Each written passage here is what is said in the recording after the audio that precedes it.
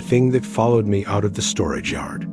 The night felt wrong the moment I locked the front gate, the storage yard settling into that hollow quiet that makes metal walls feel like listening ears. I walked the aisles to confirm every unit was sealed, but the rows felt stretched, as if the geometry didn't fully agree with itself anymore. The far west row always bothered me. Older units left over from a previous company that no one remembered working for. A lock sat on the gravel beside Unit 56, broken perfectly in half, as though someone had snapped it with slow, deliberate pressure. When I lifted the door, the metal groaned, bending slightly outward before giving way, like something inside had been leaning against it for hours. The air in the unit carried the damp scent of cut wood and animal hide, a smell that didn't belong to any normal storage contents. Shelves lined the interior, each holding jars filled with strange materials, bundles of grass, strips of fabric stitched with unreadable symbols, curls of hair braided impossibly tight. A larger jar rested in the back, cloudy liquid swirling around a pail shape that shifted without settling into anything recognizable. I stepped closer, unable to tell whether the shape inside was forming or unforming, a thought trapped between intentions. My flashlight flickered, stuttering like it wanted permission to illuminate whatever the dark was guarding. A soft tapping echoed behind me, light and rhythmic, like delicate fingers testing the patience of the metal in the aisle. When I turned, the corridor was empty, but an elongated silhouette leaned against a far unit, stretched thinner than a real body could survive.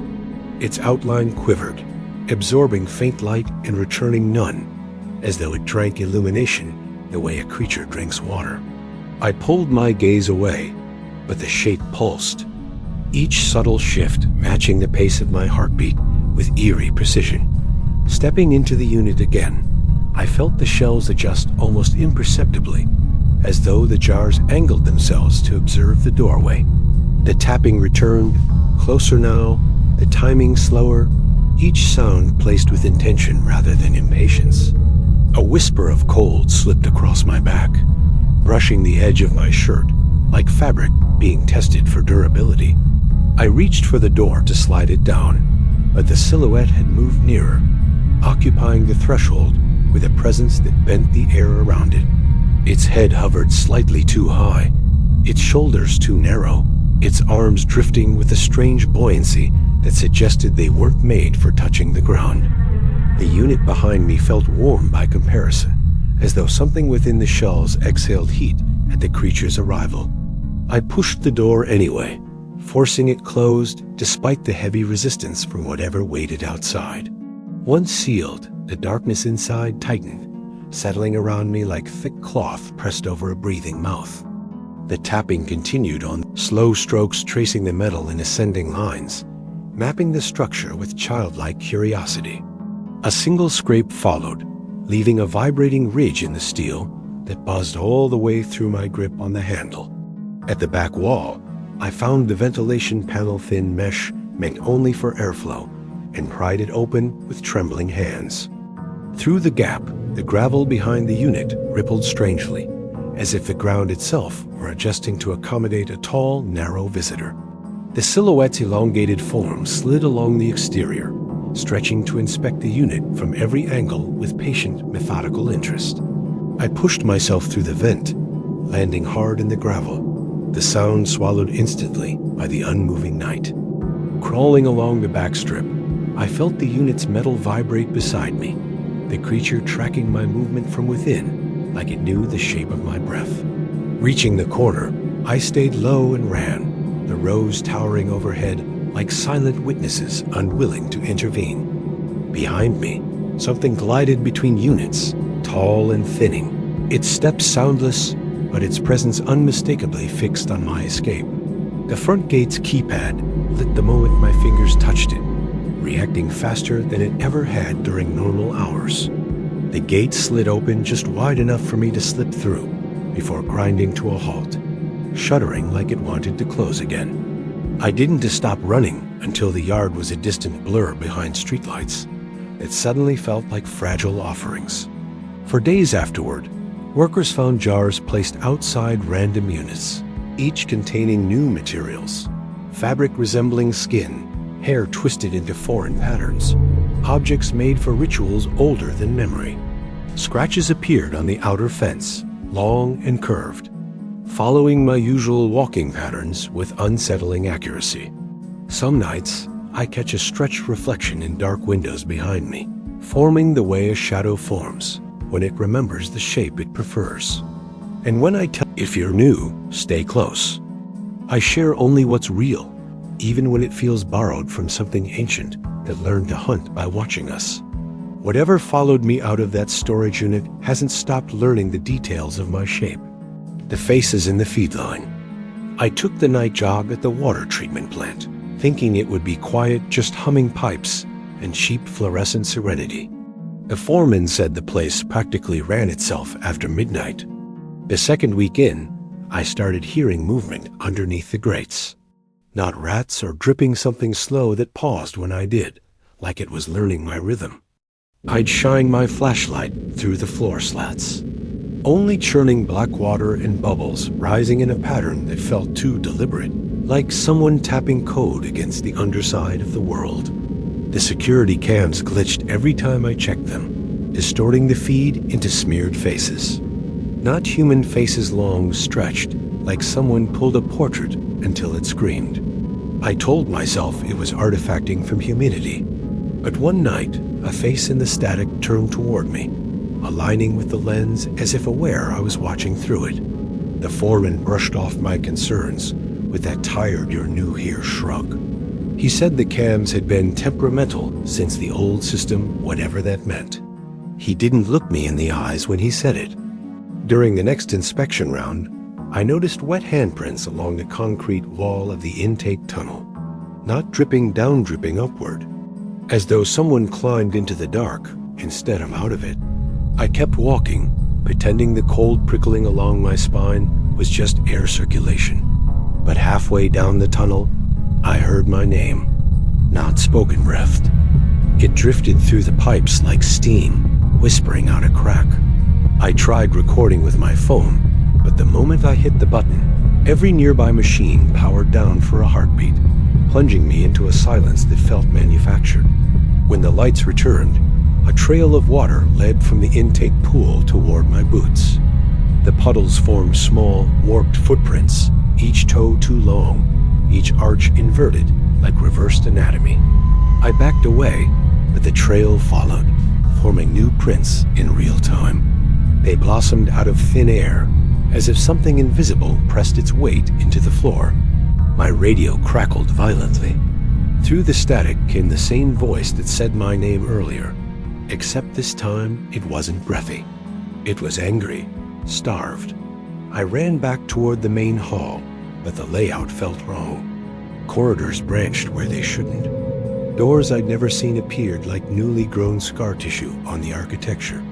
Inside one of the new rooms, water pooled around ancient machinery-rusted panels, levers with warnings in a language I couldn't parse. A single console glowed faintly, as though recently used. The screen displayed a schematic of the plant, but the tunnels extended miles deeper than anything on our blueprints. The map pulsed like a heartbeat. Something surfaced in the water beside me. A shape, pale as the moon through smoke, rising slowly, as if savoring every inch of its emergence. Its face was wrong. Not monstrous worse.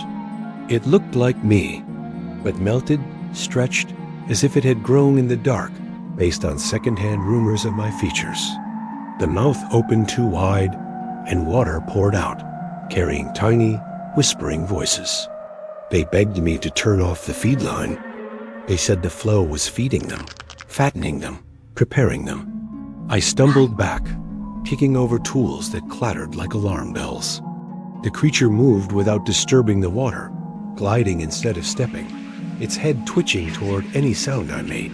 I fled into the corridor, slamming the door behind me. But the hallway was flooded ankle deep, the water rising steadily, bubbling as though many lungs were exhaling beneath it. The faces from the camera distortions now floated under the surface, drifting beneath the water like drowned reflections searching for owners. I reached the exit, but the metal door was too warm for winter, and something pulsed behind it, like a living thing bracing its weight against escape. My phone lit up without me touching it. A notification from the plant's internal feedline system. It displayed a single message: "Return below. We're not done making you." Water burst through the door seams, splashing my legs. The faces beneath the surface looked up, all sharing my features, all imperfect attempts carved by whatever lived deeper. They weren't copies.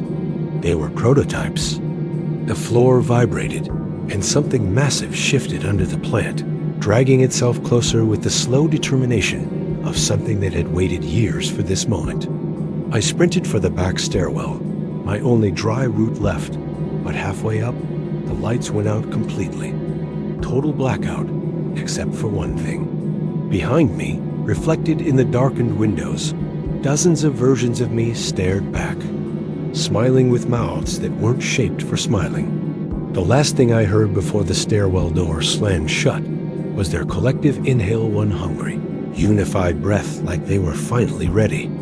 The quiet place under my house. The crawl space beneath my house was always low and silent, the kind of silence that feels borrowed rather than natural. I never entered it until the night something started tapping upward. At first, the tapping was inconsistent, like a loose pipe settling. But one night it matched my breathing, tapping with every exhale, as if the thing beneath me was keeping count. The floorboards near the hallway began to bow slightly, not from moisture, but from upward pressure-like fingers pushing the wood softly, testing its strength. I knelt down and pressed my palm to the floor. It pulsed, slow and warm, almost like a living thing resting just under the house, waiting for me to acknowledge it. I checked outside for animals or someone messing around, but the air smelled wrong. Stale, like a basement no one opened in decades. Except mine wasn't that old. The tapping returned when I stepped back inside, this time in a slow, rhythmic pattern. Not Morse code closer to a heartbeat, trying to speak through timber. I grabbed a flashlight and unlatched the crawlspace door. The hinges groaned like something resisting me, a low metallic warning. The air beneath was colder than the night. The beam from my light barely cut through the dust. The soil was disturbed, mounded in strange lines and trenches, as if someone crawled through it recently with deliberate purpose. I heard breathing that wasn't mine, not gasping measured, practiced, like something rehearsing how to sound alive. A shape shifted in the far corner, half buried, half watching. The dirt fell from its face slowly, revealing skin with no seams, as if carved instead of grown. It mimicked my posture perfectly, head tilting when mine did, shoulders raising when I breathed. Its movements lagged a second behind, like a rehearsal learning the lead. When I whispered hello, its lips stretched but didn't form the word. Instead, it made a soft clacking sound, its jaw moving wrong, testing angles. I stepped forward, and the soil beneath my foot collapsed slightly. The floor above creaked in response, echoing the same pattern. Something large moved up there, mirroring my location. I looked up through the boards. Dust drifted down, and another breathing pattern matched mine, but slower, heavier. Something was on the floor above me, copying my presence from the other side. The thing in the dirt crawled forward, its limbs bending in unfamiliar ways. It stopped inches from my feet, head rotating as though its neck had multiple hinges installed. The air vibrated. A soft hum rose from the house frame itself. The boards above me thudded, as if whatever mirrored me upstairs was pressing down with equal force. My phone lit on its own. A single notification appeared. Do not move. It wasn't from any app I had. The icon was just an empty, blinking square. The creature below and the presence above both froze. The hum stopped. The silence thickened like a curtain waiting to be torn. Then the message updated. We're aligning you.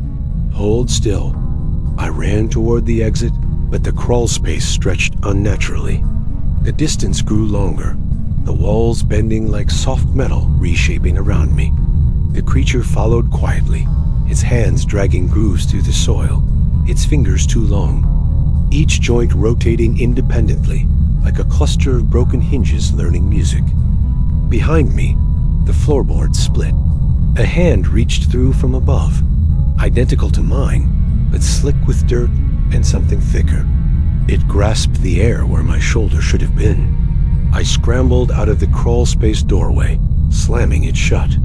The wood bulged instantly, as if something inside pushed against it, testing its new strength. The house vibrated again, but this time the hum had a pattern, something familiar. My own voice, layered into a drone, whispering phrases I didn't recognize. I backed into the hallway and stopped cold. A figure stood at the end. It had my silhouette, my posture, but its head leaned too far forward, as if listening with every bone. It stepped toward me, perfectly synced each backward step I took. But when I paused, it kept coming, its gait smoothing, learning, becoming more confident. I ran for the door, but the doorknob twisted on its own, turning slowly toward the floor, like a curious creature discovering anatomy for the first time. The hum turned into quiet laughter, not joyful, but exploratory, like someone testing out the idea of humor for the first time and getting it slightly wrong. I grabbed a chair and smashed it against the front window, but the glass flexed instead of breaking, warping outward as though something outside pressed its face against it from the dark. The hallway lights flickered. For a moment, I saw shapes in every corner, pale figures emerging from walls, floors, ceilings, all studying me, learning me, assembling me. Something in the crawl space door cracked. A thin, pale arm slid through, but not reaching outward, instead feeling the air like someone reading Braille in a new language. The figure at the end of the hallway opened its mouth, stretching it wider than a face should allow. From deep inside came a chorus of voices that sounded almost like mine, not echoes, not imitations, early drafts. The floor bowed downward. A massive presence shifted beneath the house, settling itself into position like something preparing a final, perfect print. The last thing I saw before I fled through the warping front door was the thing, wearing my silhouette, stepping fully into the hallway, moving with a new, unsettling confidence. They weren't learning me anymore. They were deciding which version to keep. The archive under the city, a city library, added a new basement level overnight. No announcement, no construction noise, no permits, just a fresh steel door where there used to be a blank concrete wall. I worked night security, so I noticed immediately. The door wasn't dusty like everything else down there. It gleamed, almost wet, like something recently unwrapped from skin. A small plaque beside it displayed no numbers, just a single etched command: enter when called. I assumed it was an art installation until a soft chime rang from inside. The chime repeated, quiet and constant, like a heartbeat muffled under heavy blankets. The door unlocked itself with a sigh that felt too warm for steel. Inside, a narrow staircase spiraled downward much farther than the building's blueprint allowed. Each step had faint indentations, shaped like hands pressed from beneath the metal. Halfway down, the air thickened. The walls vibrated, resonating with not words, catalog numbers recited like prayer. The staircase opened into a vast chamber lined with shelves made from unfamiliar, bone-white material. The shelves held thick black volumes bound with no seams, each one pulsing faintly. A man stood at the far end, a librarian. Maybe, but his posture was wrong. Too tall. His head dipped forward, as if listening to the books breathe. I called out, but he ignored me. Instead, he slid a volume from the shelf. When he opened it, the pages didn't turn, they unspooled, stretching toward him like tongues. He raised his face, and his eyes were covered by thin, translucent membranes. They shifted like curtains reacting to a distant draft, revealing hints of darker orbits beneath. He told me I was early. He said the archive had not yet finished writing me. His voice echoed strangely, as if multiple versions of him spoke with slight delays. I stepped backward, but the shelves behind me rearranged themselves with soft clicks, forming new aisles that closed like jaws around me, guiding me deeper. Books began to hum as I passed. Their covers flexed, forming faint bulges like knuckles pushing outward. Some trembled with anticipation, as if recognizing my footsteps. I touched one impulsively. It felt warm, almost feverish. The moment my finger made contact, the cover split open and revealed rows of tiny teeth that shattered rapidly. The librarian approached, gliding rather than walking. His shadow broke into multiple silhouettes, each one several seconds out of sync with his movements, like distorted reflections of time-lagged selves. He placed a hand on my shoulder. It felt thin, delicate, but impossibly strong. He guided me toward a podium where a half-formed book rested, the pages blank and trembling. He told me this one was mine. He said every citizen had a volume each written slowly, over a lifetime containing every choice, every thought, every deviation from the version the archive wanted. The blank pages rippled, forming faint impressions, a face beginning to surface, distorted, stretched, then suddenly retracting as if shy. He smiled gently, the membranes over his eyes. He said refusal was simply an early draft of acceptance. The shelves rearranged again, grinding softly. New books slid toward the edge, ready to fall open. Some pages showed glimpses of people I recognized, neighbors, co-workers, each one hollow-eyed. A deep rumble passed beneath the floor. Dust rose in patterns, forming symbols I couldn't recognize, but they moved with purpose, rearranging themselves as though rewriting the ground. The librarian said the archive beneath our city was older than the city itself, older than language.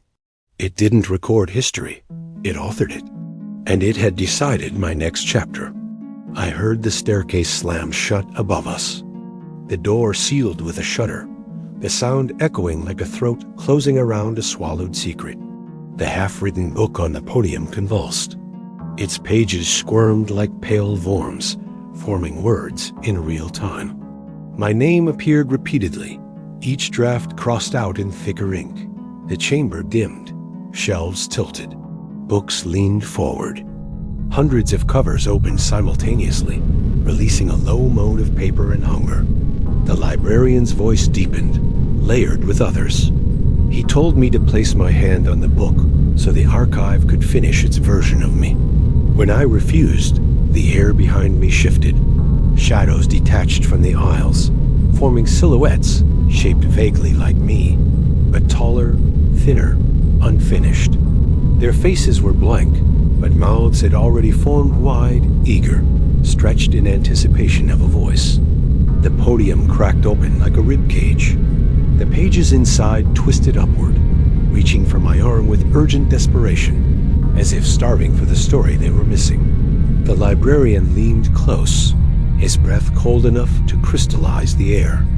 He whispered that the archive does not tolerate unwritten things wandering freely. The shadows stepped closer, aligning themselves around me like a closing paragraph. The last thing I saw before the pages wrapped around my wrist was my own name rewriting itself across the walls over and over, each version growing more distorted, more confident, more final. The thing that followed me off the bus. The bus hissed as it stopped on my street, and the driver watched me too long, as if counting the passengers leaving and silently noting one didn't belong. I felt a faint weight behind me while stepping off, like someone else descended the steps an inch behind my heel, breathing the same cold dusk. When the door shut, I expected the bus to leave, but it stayed idling, driver staring past me toward the empty sidewalk stretching behind my house. I walked faster than usual, each street lamp humming with a strange static, their glow bending subtly toward the space right behind my shoulder. Halfway to my porch, I heard a foot scuff on pavement too soft for a person, too intentional for the wind, too close to misunderstand as anything else. I didn't look back. Every nerve insisted that acknowledgement would give it shape, or maybe permission, the way old stories warn about unwanted attention. My porch light flicked on before I touched the switch inside, as if someone reached it first, warm from a palm that wasn't mine. Inside, the door resisted closing, like a thick hand pressed gently from the other side, testing its strength before allowing it to latch. The house felt occupied, air displaced, shadows stretched, familiar corners crowded by something trying to learn how to stand like a person. I moved room to room, pretending I didn't feel faint warmth drifting behind me, mimicking my pace a beat late, as though learning my rhythm. From the hallway mirror, my reflection arrived half a blink before I did. Face strained, while something darker lagged behind my shoulders. It wasn't visible, only implied, like a passenger still settling in after a long ride, letting its shape uncrumple slowly in the reflection's edges. I buried myself in shores, hoping motion blurred whatever followed, but glass surfaces trembled lightly each time I passed, responding to its quiet weight. Near midnight, the floorboards sighed under 2 sets of steps, one real, one practiced, each growing more synchronized, as if rehearsing. A faint draft crawled down the hallway and pooled at the basement door, thick with old dust and something new, like breath that had never belonged here. I tried to sleep, but the mattress shifted on one side, sinking slightly as though a traveler sat down to remove unseen shoes. The room darkened unnaturally, corners bending inward, curious, observant, like folklore creatures said to study their hosts before making themselves known. I whispered into the dark that I lived alone. The air answered with a longer silence, too attentive to be empty. Around 3 a.m., something scraped gently under the bedframe, deliberate and steady, like nails learning the floor's language. I pressed my face into the pillow and muttered that I needed rest, maybe for my own sanity, maybe because I wanted it to understand. The scrape stopped, then shifted to the bedroom doorway, replaced by breathing that didn't come from lungs, more like air moving through hollow wood. When dawn hinted across the blinds, the weight behind me rose, testing upright posture, its presence taller, more confident, as if remembering itself. I walked to the kitchen and felt it follow, keeping just enough distance to suggest patience rather than fear, like it was waiting for a signal. The back door rattled once, as if prodded by a shape, trying to see if the world outside still recognized it. By noon, the walls felt too narrow for 2 beings, one living and one lingering, both trying not to acknowledge the other too directly. I tried to step outside, but a pressure at my spine insisted I shouldn't, a reminder that whatever followed me hadn't finished arriving. Every story I'd ever heard whispered that some things don't invade, they attach, carried unknowingly by whoever crosses their path. Even now, writing this, I sense it leaning over my shoulder, tracing the words, curious how humans warn each other. If you're reading this, maybe stay aware of your reflection tonight. Sometimes the thing behind you isn't your shadow, but a traveler seeking a new route. If this reaches you, consider subscribing to keep these encounters circulating. Stories help map things we're not meant to meet alone. It hasn't left since the bus ride, and I think it's learning the shape of my routine, sinking its presence with each step I take. If it ever grows bold enough to face me fully, I'll write again, assuming it lets me keep the lights long enough to finish. For now, the basement door is creaking open downstairs, as though something finally decided the time to hide is over. But I know better. It's not hiding. It's settling in.